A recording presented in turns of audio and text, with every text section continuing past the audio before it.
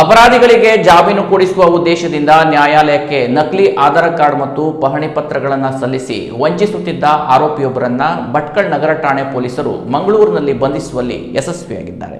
ಮಂಗಳೂರಿನ ಮುರೋಳಿ ನಿವಾಸಿ ಮಹೇಶ್ ಬಿ ಮೋಹನ್ ನಾಯಕ್ ಬಂಧಿತ ಆರೋಪಿಯಾಗಿದ್ದು, ಈತನನ್ನು ಭಟ್ಕಳದ ನ್ಯಾಯಾಲಯದ ಮುಂದೆ ಹಾಜರುಪಡಿಸಿ ನ್ಯಾಯಾಂಗ ಬಂಧನಕ್ಕೆ ಒಪ್ಪಿಸಲಾಗಿದೆ. ಕಳೆದ ಜೂನ್ 30, 2025ರಂದು ಭಟ್ಕಳದ ಹೆಚ್ಚುವರಿ ಸಿವಿಲ್ ಮತ್ತು ಜೆಎಂಎಫ್ಸಿ ನ್ಯಾಯಾಲಯದಲ್ಲಿ ಭಟ್ಕಳ ಗ್ರಾಮೀಣ ಠಾಣೆಯ ವ್ಯಾಪ್ತಿಯ ಪ್ರಕರಣವೊಂದರ ಆರೋಪಿಗಳಿಗೆ ಜಾಮೀನು ಕೊಡಿಸಲು ಈತ ಬಂದಿದ್ದನು.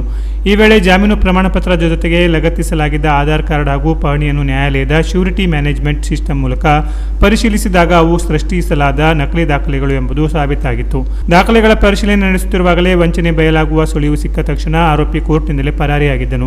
ನ್ಯಾಯಾಲಯದ ದಾರಿ ತಪ್ಪಿಸಿದ ಆರೋಪದ ಕುರಿತು ಭಟ್ಕಳ ಶಹರ ಠಾಣೆಯಲ್ಲಿ ಕಲಂ 229, 318(4), 336(3) ಅಡಿಯಲ್ಲಿ ಪ್ರಕರಣ ದಾಖಲಿಸಲಾಗಿತ್ತು.